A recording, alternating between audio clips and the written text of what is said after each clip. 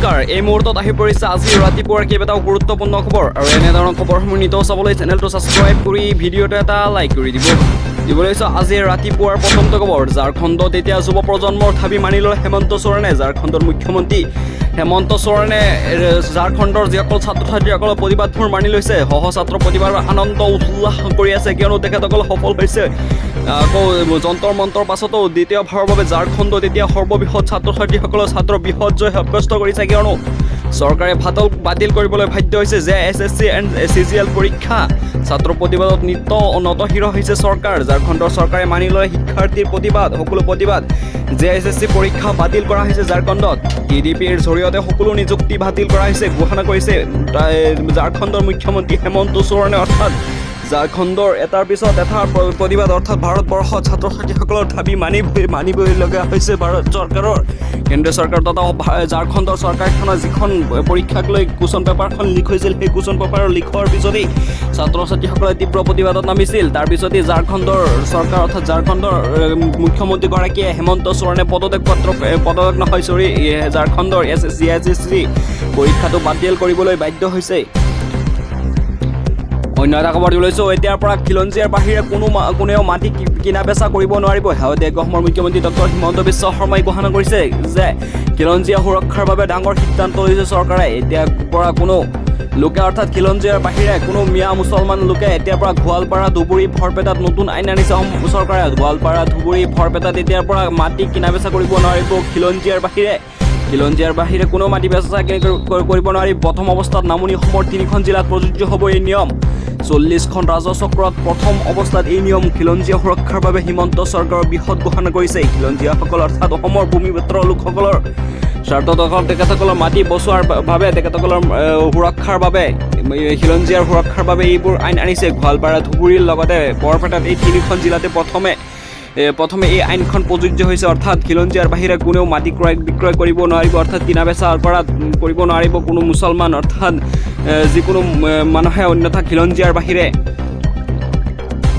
অন্য এটা খবৰ দিব লৈছোঁ 10,000 যুৱক যুৱতীয়ে পাব এতিয়াৰ পৰা 1 লাখ কোটি টকা ঘূৰাই দিব নালাগে 1 টকাও এতিয়া অসমৰ মুখ্যমন্ত্ৰী ডক্টৰ হিমন্ত বিশ্ব শৰ্মাই শেহতীয়াকৈ ঘোষণা কৰিছে যে কমেও 10,000 ছাত্ৰ ছাত্ৰীসকলে 10,000 যুৱক যুৱতীসকলে এতিয়া 1 লাখ টকাকৈ পাব ঘূৰাই দিব নালাগে 1 টকাও কোনে কি ধৰণে লাভ কৰিব এই ধন মুখ্যমন্ত্ৰী ডক্টৰ হিমন্ত বিশ্ব শৰ্মাই ভাম্পাৰ ঘোষণা কৰিছে যে আৰু কৈছে যে এই ধন লাভ কৰিবলৈ হ'লে যিসকলে BA গ্ৰেজুৱেট কৰি বহি আছে অৰ্থাৎ BA কৰি BA কম BHC কৰি বহি আছে অৰ্থাৎ গ্ৰেজুৱেট কৰা আছে বা ডিগ্ৰী আছে কিন্তু ঘৰতে এনেই বেকাৰ বহি আছে সেইসকল ছাত্ৰ ছাত্ৰীসকল সেইসকল যুৱক যুৱতীসকলৰ বাবে আহি পৰিছে ভাল খবৰ কিয়নো অসমৰ মুখ্যমন্ত্ৰী ডক্টৰ হিমন্ত বিশ্ব শৰ্মাই শেহতীয়াকৈ ঘোষণা কৰিছে যে তেখেতসকলে 1 লাখ টকাকৈ লাভ কৰিব আৰু 1 টকাও ঘূৰাই দিব নালাগে শেহতীয়াকৈ তেখেতসকলৰ নিজৰ স্বাৰ্থত তেখেতক উদ্যম হ'বলৈ তেখেতসকলে ব্যৱসায় বাণিজ্য কৰিবৰ বাবে 1 লাখ টকা দিব অসম চৰকাৰে অসমৰ মুখ্যমন্ত্ৰী ডক্টৰ হিমন্ত বিশ্ব শৰ্মাই শেহতীয়াকৈ ঘোষণা কৰিছে অন্য এটা খবৰ দিব লৈছোঁ NRCত নাম নহা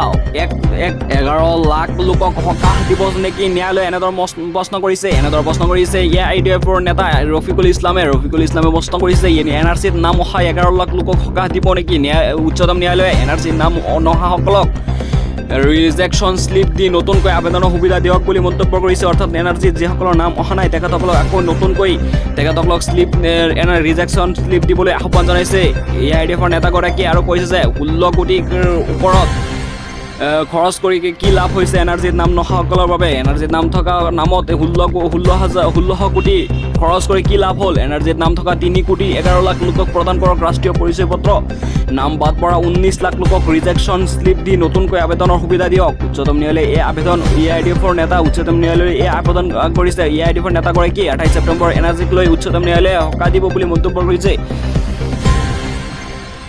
অন্য এটা খবৰ দিব লৈছোঁ 2জনকৈ মুছলমান নেতা এতিয়া স্থান পাইছে বিজেপিৰ ৰাষ্ট্ৰীয় সভাপতি নীতিন নবীনৰ নতুন টীমত অৰ্থাৎ নতুন দলত বিজেপিৰ ৰাষ্ট্ৰীয় সভাপতি নীতিন নবীনৰ নতুন টীমত সুযোগ পাইছে দুগৰাকীকৈ মুছলমান নেতাই অধ্যাপক তাৰিক মনছুৰ আৰু কুঁৱৰ ৱাহিদ আলীক নিযুক্তি বিজেপিৰ নতুন টীমত বিজেপিৰ ৰাষ্ট্ৰীয় সভাপতি নীতিন নবীনৰ নতুন টীমত 2জন মুছলমান নেতা অধ্যাপক তাৰিজ ৰহমান আৰু কুঁৱৰ ৱাজিদ আলী স্থান লাভ কৰিছে নীতিন নবীনৰ দলত বিজেপিৰ ৰাষ্ট্ৰীয় সভাপতি হিচাপে নিযুক্তি লাভ কৰিছে অধ্যাপক তাৰিক মনছুৰে বৰ্তমান বিজেপিত বহুতে কৈ আছে বিজেপিত কোনো মুছলমান নেতাসকলে স্থান নাপায়। তাৰপিছতে ৰাষ্ট্ৰীয় পৰ্যায়ত স্থান পাইছে দুগৰাকী মুছলমান নেতাই। বিজেপিৰ যিখন ৰাষ্ট্ৰীয় সভাপতি আছে, ৰাষ্ট্ৰীয় সভাপতি নীতিন নবীনৰ থলতেই তেখেতসকলে স্থান পাইছে, অৰ্থাৎ সুযোগ পাইছে বুলি বৰ্তমানলৈকে জানিব পৰা হৈছে। অন্য এটা খবৰ দিব লৈছোঁ, কোনো মুছলমান কোনো সংখ্যালঘুৱে যাতে লোকপ্ৰিয়ত অন্য ভাষা নিলেখে অসমীয়াৰ বাহিৰে সকলোকে আহ্বান জনাইছে শ্বেৰমান আলীয়ে মন্দিয়া সমষ্টিৰ বিধায়ক শ্বেৰমান আলীয়ে আহ্বান জনাইছে সংখ্যালঘু মিয়া মুছলমানসকলে লোকপ্ৰিয়ত অসমীয়া ভাষা লিখক, কোনেও যাতে ভুল নকৰে, ভুল কৰিলে কিন্তু বেয়া পৰিস্থিতি বিপদত পৰিব বুলি মন্তব্য কৰিছে শ্বেৰমান আলীয়ে আৰু কৈছে যে পূৰ্বপুৰুষৰ সিদ্ধান্তক সন্মান দিয়া উচিত। যেতিয়া আমাৰ পূৰ্বপুৰুষ বেলেগ দেশৰ পৰা আহিছিল তেতিয়া আমাৰ পূৰ্বপুৰুষে অসম সাহিত্য সভাৰ সন্মিলনত তেখেতসকলে সাহিত্য সভাৰ আহ্বানত তেখেতসকলে অসমীয়া ভাষাক মাতৃভাষা হিচাপে গ্ৰহণ কৰিছিল।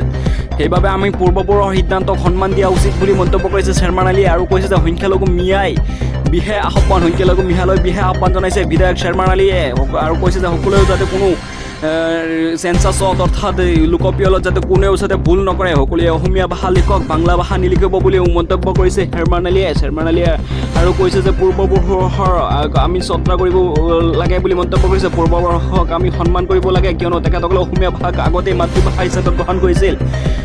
অন্য এটা খবৰ দিব লৈছোঁ, CJPৰ মুখপাত্ৰ CJPৰ প্ৰতিষ্ঠাপক অভিজিত দেৱকে মন্তব্য কৰিছে যে স্কুল ঠিক কৰক। এতিয়াও ভাৰতৰ প্ৰধানমন্ত্ৰীগৰাকীয়ে চৰকাৰী স্কুলৰ যিখন স্কুলত জেন আলফা অৰ্থাৎ সৰু সৰু ল'ৰা ছোৱালী পঢ়ি আছে সেইখন স্কুলৰ অৱস্থা বহুত বেয়া দিশত পৰিণত হৈছে আৰু সেইখন স্কুল শীঘ্ৰেই ঠিক কৰক অভিযান কবিছে দেশ। স্কুলবোৰ ঠিক নাছিল, নামতহে চলি আছিল NAP। এইবাৰ মুখা খোল খাব নৰেন্দ্ৰ মোদী চৰকাৰত, তেখেতসকলে গাড়ী থাকিব নে নাই 2029 চনত ইয়ালৈ মোদী চৰকাৰৰ তেখেতসকলৰ বিস্ময়মত হৈছে, অৰ্থাৎ আকস্মিকভাৱে তেখেতসকল তাত নৰেন্দ্ৰ মোদীৰ লগতে গৃহমন্ত্ৰী অমিত শ্বাহো বিপদত পৰিছে। অন্য এটা খবৰ দিব লৈছোঁ, ৰাষ্ট্ৰীয় কাৰ্যালয়ত পৰিছে মুখ্যমন্ত্ৰীৰ বিৰুদ্ধে গুৰুতৰ অভিযোগ। ৰাষ্ট্ৰীয় কাৰ্যালয়ত পৰিছে মুখ্যমন্ত্ৰী ডক্টৰ হিমন্ত বিশ্ব শৰ্মাৰ বিৰুদ্ধে অভিযোগবোৰ তুলিছে RSS নেতাসকলে। RSSৰ ভিতৰৰ চোৱা উত্থাপন মুখ্যমন্ত্ৰীৰ বিৰুদ্ধে অভিযোগ তুলিছে কিয়নো মুখ্যমন্ত্ৰী ডক্টৰ হিমন্ত বিশ্ব শৰ্মাক গ্ৰেপ্তাৰ কৰিবলৈ গৃহমন্ত্ৰী অমিত শ্বাহলৈ পত্ৰ প্ৰেৰণ কৰিছে। RSSৰ অসন্তুষ্টিক লৈ বিপদ মাতিব নেকি মুখ্যমন্ত্ৰী ডক্টৰ হিমন্ত বিশ্ব শৰ্মাই, কিয়নো তেখেতসকলে নিষিদ্ধ এটা দল সংগঠনক অৰ্থাৎ আলফা স্বাধীনক তেখেতসকলে সমৰ্থন মুকলিকৈ কেনেকৈ সমৰ্থন কৰিব পাৰে অসমৰ মুখ্যমন্ত্ৰীগৰাকীয়ে, কিয়নো এজন 19 বছৰীয়া কিশোৰী এজনী আলফাক লৈ বহুতো কবিতা লিখিছিল, তাৰপিছতেই তেখেতক গ্ৰেপ্তাৰ কৰিছে। কিন্তু অসমৰ মুখ্যমন্ত্ৰী ডক্টৰ হিমন্ত বিশ্ব শৰ্মাই সংবিধানত থাকিও তেখেতসকল কিয় এনেধৰণৰ নিষিদ্ধ এটা সংগঠনক সমৰ্থন কৰিব পাৰে বুলি মন্তব্য কৰিছে RSS নেতাগৰাকীয়ে। অন্য এটা খবৰ দিব লৈছোঁ, 2029 চনৰ লোকসভা নিৰ্বাচনত গুৱাহাটী সমষ্টিৰ পৰা খেলিম বুলিও মন্তব্য কৰিছে অতুল বৰাই। প্ৰাক্তন বিজেপি নেতা অতুল বৰাই আৰু কৈছে যে 2029 চনৰ বিধানসভা নিৰ্বাচনত দিছপুৰ সমষ্টিত মোৰ মানুহে থিয় কৰাম বুলিও মন্তব্য কৰিছে আৰু গুৱাহাটী বান সমস্যাক লৈ কেইবাটাও মন্তব্য কৰিছে। তেখেতসকলে গুৱাহাটীত বান হ'বই বুলি মন্তব্য কৰিছে, কিয়নো তেখেতসকল যেতিয়া এটা কাম আৰম্ভ কৰিছিল তাত বহুত মানুহে বাধা দিছিল, গুৱাহাটী কৃত্ৰিম বানৰ সমস্যাটো সমাধান কৰিবলৈ চেষ্টা কৰিছিল তেতিয়া, কিন্তু তেখেতসকলৰ এই কামত বহুতে বাধা দিছিল বুলিও মন্তব্য কৰিছে আৰু কৈছে যে 2029 চনত তেখেতসকলে মুখ্যমন্ত্ৰী ডক্টৰ হিমন্ত বিশ্ব শৰ্মাই তেখেতক নিজে কৈছে, যিহেতু যোৱাবাৰ এইবাৰ তেখেতলোকে বিধানসভাৰ প্ৰতিদ্বন্দ্বিতা কৰিব বিচাৰিছিল, তেখেতে নিৰ্দলীয়াকৈ খেলিব বিচাৰিছিল, কিন্তু অসমৰ মুখ্যমন্ত্ৰী ডক্টৰ হিমন্ত বিশ্ব শৰ্মাই তেখেতক কৈছে 2029 চনতে তেখেতক সাংসদৰ পদ দিব বুলি মন্তব্য কৰিছে, সাংসদৰ বাবে তেখেতক দিব বুলি মন্তব্য কৰিছে।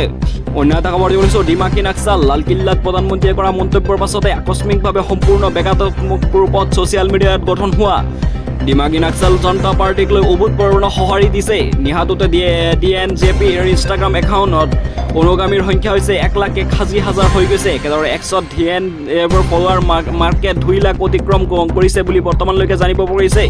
ফলোৱাৰ মাৰ্কেট 2 লাখ অতিক্ৰম কৰিছে বৰ্তমান। ডিমাকী নাক্সাল ভাৰতৰ প্ৰধানমন্ত্ৰীগৰাকীয়ে স্বাধীনতা দিৱসৰ দিনাখনেই ডিমাকী নাক্সাল কৈছিল লালকিল্লাত প্ৰধানমন্ত্ৰীয়ে কৰা এই মন্তব্যৰ পাছতে আকস্মিকভাৱে সম্পূৰ্ণ ভেগাত্মক ৰূপত ছ'চিয়েল মিডিয়াত ভাইৰেল হৈ পৰিছিল, অৰ্থাৎ সমগ্ৰ ভাৰতবৰ্ষত বিয়পি পৰিছিল এই ডিমাকী নাক্সালখন। ভাৰতৰ প্ৰধানমন্ত্ৰীগৰাকীয়ে আৰু কাক মন্তব্য কৰিছে ডিমাকী নাক্সাল সেয়া উদ্দেশ্য ছাত্ৰ ছাত্ৰীসকল অৰ্থাৎ যুৱ প্ৰজন্মই ইনষ্টাগ্ৰাম এটা একাউণ্ট খুলিছে। অন্য এটা খবৰ ওলাইছোঁ, আজি লোকসভাৰ ভৱনত গৃহ বিভাগ আৰু অসম আৰক্ষীৰ উচ্চপদস্থ বিষয়াসকলৰ সৈতে আলোচনাত মিলিত হয় অসমৰ মুখ্যমন্ত্ৰীগৰাকীয়ে। বাল্য বিবাহ বহু বিবাহ অপৰাধ পৰিস্থিতি গৃহাৰক্ষী আৰু গাঁওৰক্ষী বাহিনীৰ সংস্কাৰ ডায়েল কৰিব লাগে 112 নম্বৰত। তেন্তে আপোনাৰ বাল্য বিবাহ বা বহু বিবাহ যিজনে কৰে তেখেতসকলৰ ঘৰত উপস্থিত হ'ব। অৰ্থাৎ অপৰাধ পৰিস্থিতি হ'লে আপুনি 112 নম্বৰত ডায়েল কৰি আপুনি শীঘ্ৰেই অভিযোগ তুলিব পাৰিব। আৰু বেটেলিয়ানৰ প্ৰকল্প, আৰক্ষীৰ আৱাস আৰু আৰক্ষী থানাসমূহৰ এলেকা পুনৰ নিৰ্ধাৰণ আদি বিষয়ত বিস্তৃত আলোচনা কৰিছে আজি অসমৰ মুখ্যমন্ত্ৰীগৰাকীয়ে।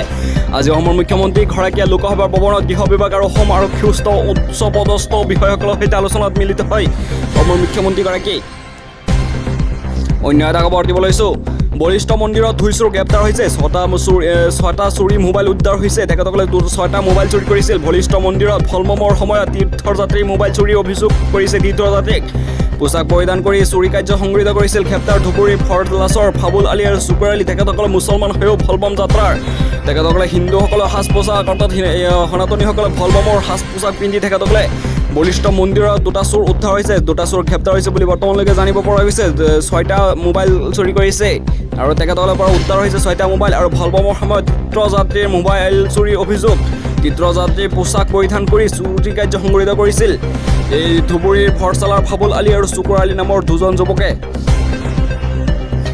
অন্য এটা খবৰ দিব লৈছোঁ। ভাৰতৰ নিৰ্বাচনী ব্যৱস্থাক আদৰ্শ হিচাপে ল'ব আমেৰিকাই। ভাৰতৰ দৰে আমেৰিকাতো বাধ্যতামূলক হ'ব ফটো সন্মিলিত ভোটাৰ পৰিচয় পত্ৰ। শেহতীয়াকৈ আমেৰিকাৰ ৰাষ্ট্ৰপতি ডোনাল্ড ট্ৰাম্পে শেহতীয়াকৈ মন্তব্য কৰিছে যে ভাৰতৰ নিৰ্বাচনী ব্যৱস্থাক আদৰ্শ হিচাপে ল'ব আৰু ভাৰতৰ দৰে আমেৰিকাতো বাধ্যতামূলক হ'ব ফটো সন্মিলিত ভোটাৰ পৰিচয় পত্ৰ।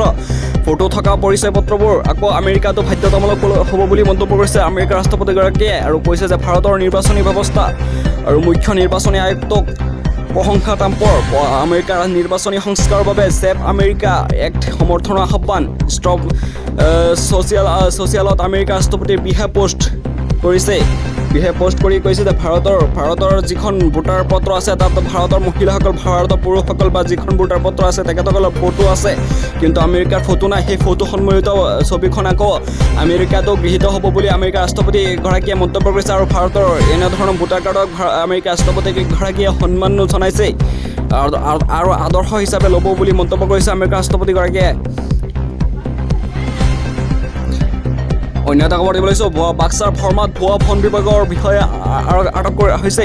ভুৱা বন বিষয়া আটক কৰা হৈছে। ভুৱা বন বিষয়াক অজয় বৈশ্যক আটক কৰা হৈছে। আৰক্ষীয়ে আটক কৰিছে কিয়নো তেখেতে নিজকে বন বিষয়া আৰক্ষী বুলি মন্তব্য কৰিছিল। দ্বিতীয় অজয় বৈশ্যৰ ঘৰ মুছলপুৰৰ ভোনবাৰীত নিশা বলিৰ ভাত ডাম্পাৰ চালকক ধন দাবীৰ অভিযোগ কৰিছিল। ডাম্পাৰ চালক আৰু মালিকৰ এজাহাৰৰ ভিত্তিত অজয়ক আটক কৰা হৈছে আৰু তেখেত এজন ভুৱা আৰক্ষী বিষয়া হয়, ভুৱা বন বিষয়া হয় বুলি মন্তব্য কৰিছে। তেখেতক এজন বন বিষয়া হয় বুলি কৈছিল। তাৰপিছতেই ডাম্পাৰ চালক আৰু মালিকৰ পৰা তেখেতক টকা বিচাৰিছিল। টকা বিচাৰি তেখেতক তাৰপিছতেই ডাম্পাৰ চালক আৰু মালিকৰ এজাহাৰ কৰিছিল। এজাহাৰ কৰাৰ পিছতে তেখেতক এই ভুৱা বন বিষয়াগৰাকীক অৰ্থাৎ ভুৱা বন বিষয়াটোৰ নাম হৈছে অজয় বৈশ্যক। তেতিয়া আৰক্ষী তৎক্ষণাতেই তেখেতক এৰেষ্ট কৰিছিল অৰ্থাৎ গ্ৰেপ্তাৰ কৰিছিল।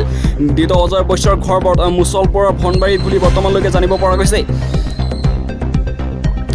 অন্য এটা খবৰ লৈছোঁ। মুখ্যমন্ত্ৰী ভাবুকি দিয়া মুবাৰক আলীৰ বাসগৃহত আৰক্ষীৰ অভিযান চলাইছে। 2 কোটি টকা দিলে মুখ্যমন্ত্ৰী ডক্টৰ হিমন্ত বিশ্ব শৰ্মাক হত্যা কৰাৰ অৰ্থাৎ উৰুৱাই দিয়াৰ ভাবুকি দিছিল মুবাৰক আলীয়ে। ফেচবুকে কমেণ্টেৰে ভাবুকি দিছিল মুখ্যমন্ত্ৰী ডক্টৰ হিমন্ত বিশ্ব শৰ্মাক।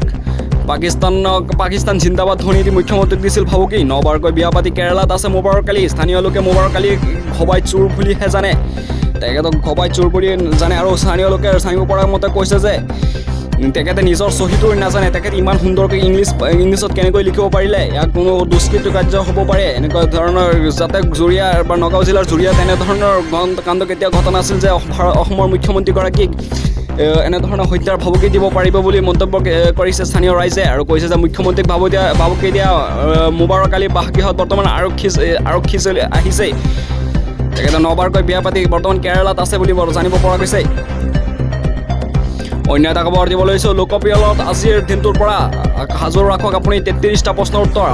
আজিৰ পৰা ঘৰে ঘৰে যাব গণনাকাৰী বিষয়া। লোকপিয়লত 73,000 কৰ্মচাৰী নিয়োগ কৰা হৈছে ৰাজ্যত। ঘৰৰ সকলো সম্পত্তি তথা ব্যৱসায়িক সামগ্ৰী হ'ব হিচাপ।